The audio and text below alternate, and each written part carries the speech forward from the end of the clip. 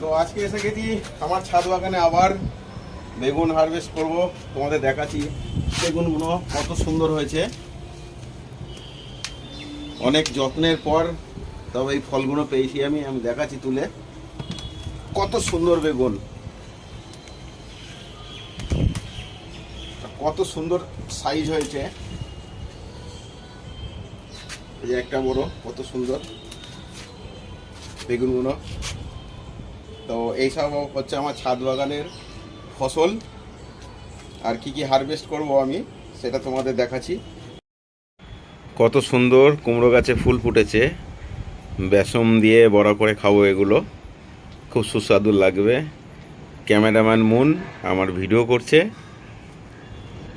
এই বাগানটাই মুন আর আমি মিলে খুব যত্ন করি, খুব ভালো লাগে।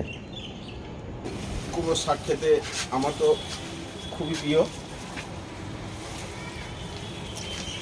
কত বড় শাক হয়েছে আমি তোমাদের দেখাবো।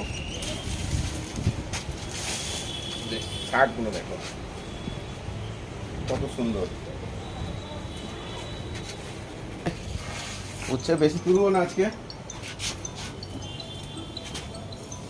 4-5টাই তুলবো। একদম তাজা উচ্ছে, তাজা তাজা একদম। 3টে সবজি আপাতত হারভেস্ট করলাম। এই যে কুমড়ো শাক একদম ঢলঢলে, আর হাতে আছে বেগুন, উচ্ছে।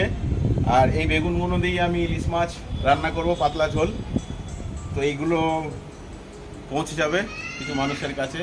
তো ভালো লাগলে একটা লাইক কমেন্ট শেয়ার অবশ্যই করবেন।